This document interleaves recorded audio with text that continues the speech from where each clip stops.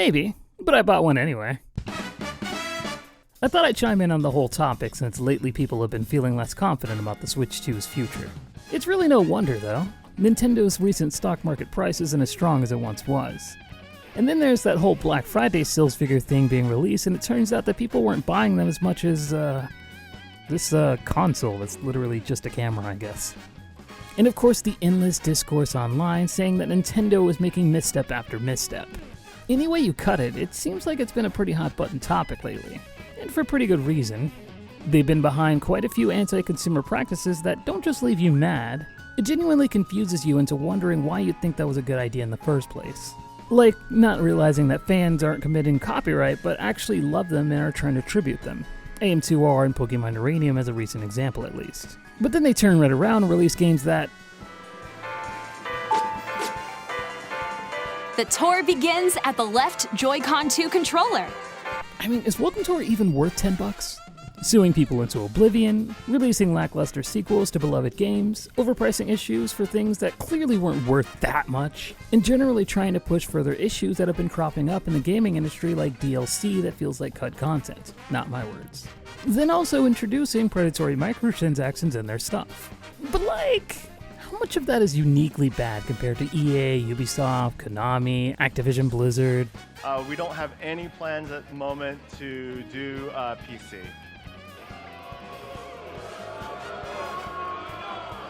Do you guys not have phones? Yeah. Bethesda, Zynga, Bandai Namco, every single one of those gacha game companies, every single one of them, not a single one of you are getting off with a slap on the wrist. Sure, Mario Kart World, in my opinion, isn't worth $80. Hell, in my opinion as well, it isn't worth $60. But it's also not my cup of tea. And sure, the DLC for Bonanza was atrociously timed, and Pokemon's DLC was a whole separate issue from Nintendo. The Switch 2 is so expensive, admittedly, along with all their current games. But the predatory microtransaction thing was actually made up. You probably didn't even bat an eye to that when I said it, did you? That doesn't count. That's the Pokemon company doing that. Okay, well fuck, I guess maybe Nintendo actually deserves more credit then. So like, what actually is the point of buying a Nintendo Switch? Not in the sense of buying a console just to have one, but why buy Nintendo in the first place? What even are the alternatives? And the very problem I have with so many people out there is that they pretend that they have the answer for you. Very few people actually acknowledge that preference and biases are a major factor in this type of discussion in the first place. Like, let's take that first question at face value real quick. What is the point of buying a Nintendo Switch? Well, to me the answer seems quite obvious. If you like their first-party games that Nintendo cranks out, then why not if you can afford it? But before anyone gets to that part of the equation, the answer from the online detractors immediately say that you can go out and buy a Steam Deck. Like, motherfucker, if someone wants to buy a specific console, there's usually a reason behind it. But I'll be fair, the Steam Deck is the cheaper console with much more games for one. Potentially has a library that you already have games on, or at the very least has some amazing free-to-play titles that aren't terrible, and has a freer operating system allowing you to have the ability to play with emulators or use applications that aren't games.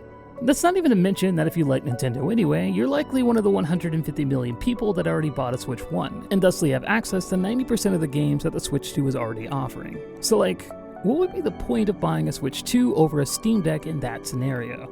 I don't know, why do I keep getting gas at the same gas station even though it's got higher prices and plays ads at full volume speakers? I'm a masochist. Oh shit, the answer was so polarizing I split into two. The Switch 2 might be lacking in features at the moment, but it's actually a console that I play quite a bit more lately than the Switch 1, especially at the time of me getting it. For one, holding the console in handheld actually feels way more satisfying, and led me to playing games that I normally wouldn't, like Monster Hunter or Hades 2. While the Switch 1 would probably tire me out from looking at the mediocre tiny screen that isn't OLED, and the Steam Deck might make me feel less inclined to play it in bed due to its weightiness and bulkiness.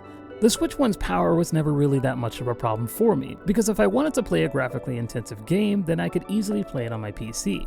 But I never noticed how long loading screens were, or even how the oldest games like Borderlands 2 would chug at certain points. And I gotta give props to Nintendo for making their first-party games as seamless as they are. But reversing it for me doesn't quite work. If I got a PC handheld like the Steam Deck, I'd most likely be playing games that my PC can run anyway. And while I can't knock the ability of having portability too much, since it's a really cool and convenient feature. I gotta head back to the bulky problem and how I get tired of holding it before I even finish using it. People often say that the 3DS was optimally portable, and it is.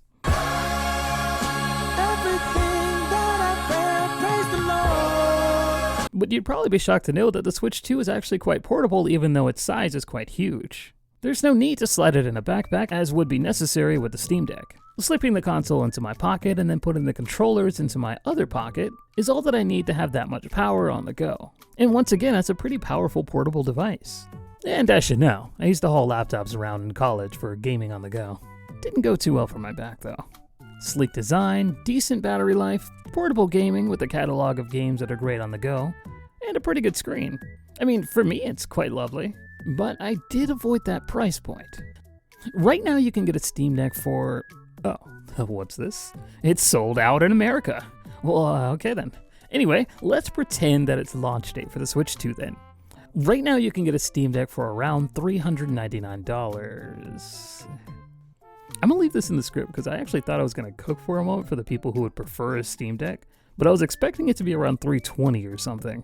And the dock actually brings the price up to $460. Okay, forget it. The prices are comparable, but the Steam Deck has the edge in being the device that could hold more high-quality emulators, play high-fidelity games, and has some great free-to-play titles and sales that nearly come for every game that's been out for more than 6 months, provided you get one with one of these sales. And the Steam Deck wasn't sold out or discontinued. You'd be looking at a pretty good price for the handheld that can do a lot. A lot more than what a Switch 2 can do. You'd be missing out on first-party Nintendo titles, and the console would be a bit less powerful. Shut up, I'm being impartial. And you'd get yourself a pretty great companion device for a different console, or even your PC if you just want to play it on the go. Honestly, in the long run, that does sound like the better option for most people. But then I have to back factor in that you can't get that cheaper model anymore, and that bulky device might be someone's undoing. That and apparently there are some games and online features that you can't play yet. But screw it. I'm sure most people would take functionality over a locked ecosystem. But since we're on that, let's circle back to the price while it's relevant. $450 for the Switch 2 when the Switch 1 is right there for only $300. Wait a second. Doing this video at this time is really making it hard to play offense. And I can't even retroactively apply this. It was relatively early in the Switch 2's life when the price increase went from $300 to $350. But whatever! You can get a cheaper console for $100 less. Nintendo has priced the Switch 2 at far too high of a price for a handheld. And we'll ignore the ROG Ally, the Legion Go, and the Claw 8 since most of those prices are higher for now. Things you could get instead are the aforementioned Switch 1, the Analog Pocket, which I personally find incredibly cool, the Retroid Pocket, or even buy an earlier console like the PS Vita or the 3DS and modded to play emulators or mod-ported games.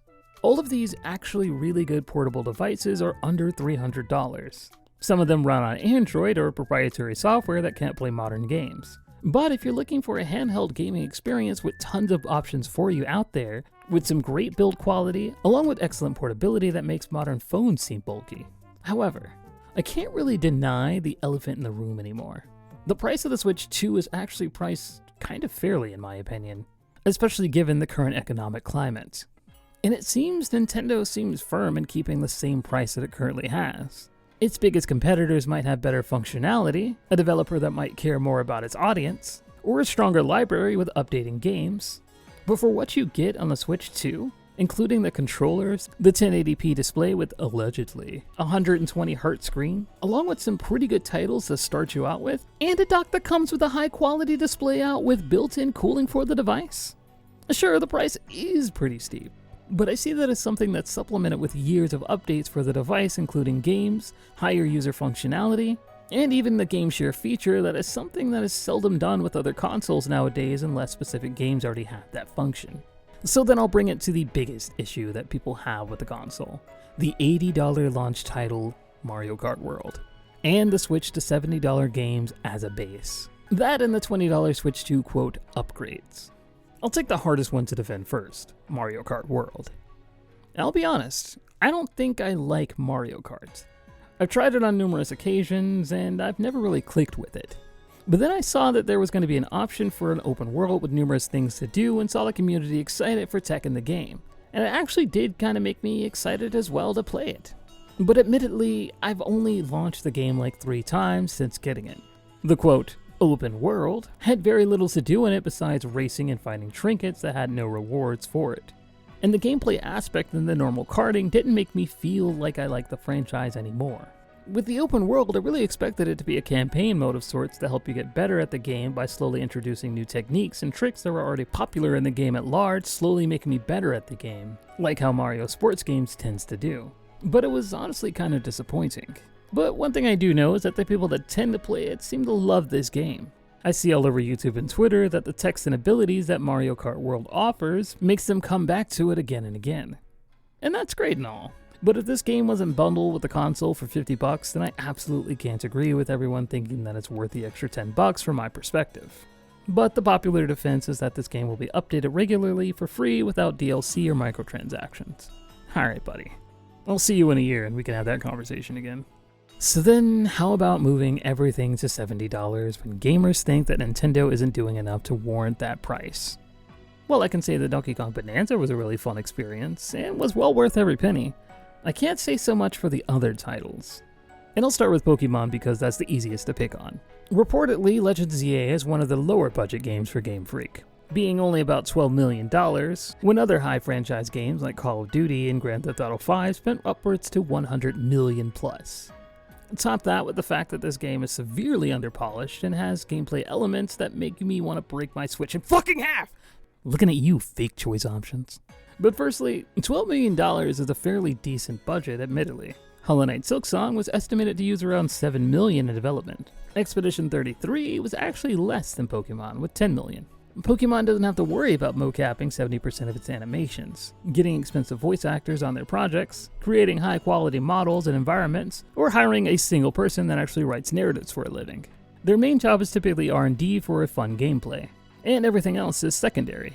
And when I say everything else, it really shows because despite how janky a Pokemon game can be, especially the abysmal writing and the character/Pokemon pathing, I genuinely enjoy when the actual game part starts in every game. Like a JRPG and gacha fans might find the tutorial bearable, due to it mostly being dialogue for things that you already know, but I'm sure people not used to that will find the gameplay loop of giving you a tiny bit of string every 5 minutes extremely exhausting. And wait, this isn't a Legends ZA criticism video. Whether or not it's worth $70 is debatable to the beholder. Like, I wouldn't mind spending $70 on Silksong. I actually wouldn't mind spending $70 on Beat Saber either because I love that game. But from a practical standpoint, when you compare the extremely fun and polished gameplay of Donkey Kong Bonanza, or the feature-rich and polished gameplay of Tears of the Kingdom, or the highly addictively stylized polished gameplay of Kirby Air Riders, just polish your games, Pokemon. It's at least worth $40 until you do that. Where was I? Yeah, I don't mind them being expensive. Not because I have the money to be spending on these titles, but $60 has always been a sweet spot for me to tell me if I really wanted a game. I would get it or wait for it to go on sale if not. So adding another $10 further pushes me away to say yes or no as the definitive answer. But if you don't like $70 games but still want to play AAA games, in the long run, you'd probably be better off with something like an ROG Ally or a Steam Deck, bringing that back into the conversation. Hell, even a Steam Frame, whenever that's supposed to come out. Nintendo makes some pretty fun gameplay loops, admittedly. And if that's worth having to pay extra for games that hardly go on sale, there isn't much getting in your way as they're on store shelves everywhere. Online, however, is a different story, kinda. Like, I'm not gonna discount Xbox and PlayStation consoles for having higher subscription plans, but with functionality that feels a little janky, feels kinda like it's ripping you off a bit. You do, however, get a plethora of games like the Game Boy, NES, and SNES selections. And in the next tier, it gives you a Nintendo 64, GameCube, and Game Boy Advance games, which does have a decent selection of games even if it does update excruciatingly slowly, especially GameCube. And where are the Smash games? But the family plan is mostly a steal, giving you the highest tier for $10 a person. And Nintendo isn't stupid. They know that $80 for 8 people to share a year subscription plan is bound to be abused. And it likely is. Hell, I'm abusing it. If you want on, we have one more available slot. I think the reason why it hasn't been taken down or Netflix password sharing cracked down on is because Nintendo kinda knows that its features aren't completely worth it. But rather than telling their shareholders that, they'd rather sneak in a backdoor in the system, which I vibe with. But if you get yourself a different handhold, you won't actually have that problem, unless you get a PlayStation Portal, I guess. which I'm not even gonna touch. The low-end retro consoles either don't have online functionality or they hardly ever get used. It's either searching the web for more ROMs or limited functionality with certain games. But the higher-end consoles tend to run Linux or Windows, which go by their own rules and have no overlords when it comes to gaming. Peer-to-peer works great. Some games run their own server. Some games have rollback netcoding, which makes lagging less of an issue. And once again, you can load up whatever emulators that you want and do it with netplay. And if you don't have a PC, then perhaps these types of functions on Linux or Windows are exactly the type of thing that you need for gaming to have a bit more variety. I won't, quote, give the point to the other handheld gaming systems here, but because spending more to not have to pay a yearly subscription is good in the long run, but if you're doing it because Nintendo is charging at all, that sounds more like a principle thing rather than practicality. Which brings me to the detractors. I've noticed the online landscape with a lot of things lately have been more polarizing than normal. It's like there's no room for any in-between anymore. I say this especially in today's YouTube and Twitter landscape. It's hard to find someone out there that's willing to take the good with the bad with Nintendo, or to mean them for the things that they're actually doing bad. It's like you're either sucking on it or raging a hate boner of your own. Look, Nintendo does make terrible decision practices, some of which are for the money, and others because they're so stubborn that they can't tell if it was their idea, or they can't tell why they stood by it in the first place. But like I mentioned, there are companies out there that are far worse that we use every day. Ones that actively try to extort their user base for everything they can before they think about their actions. And I'm not even talking about gaming companies anymore. Amazon treats its workers poorly and try to squeeze out mom and pop shops. BP tried to cover up a major economic environmental disaster and failed miserably. Nestle reportedly uses child slaves and steals running water from villages. Meta is the pioneer of stealing user data and selling it to corporations that use you to sell your data. And the US government is actively trying to cover up. I get that all of this is whataboutism, but I bring it up to say that I'm using these companies not out of enjoyment. They either become too convenient that I have no choice but to use them, or my lapse in judgment makes me fall back into them. I'm only human after all. And I get that I grew up with Nintendo, so I continually give them a slide despite knowing that they're really a company that values money over consumer satisfaction. But there are times when I genuinely wonder if someone up there actually cares about the consumer when I see speeches from Iwata. In my mind, I am a game developer, but in my heart, I am a gamer. And Reggie. My name is Reggie. I'm about kicking ass. I'm about taking names. Because I know even if they're gone now, they've inspired the people below them in one way or another. And that's gotta be worth something. It inspired me as well. I mean, I'm not a game dev or anything, but that stuff sticks with you. Either way, I hope that this was at least somewhat entertaining or enlightening. I hope you have a good one, buddy. Take care of yourself.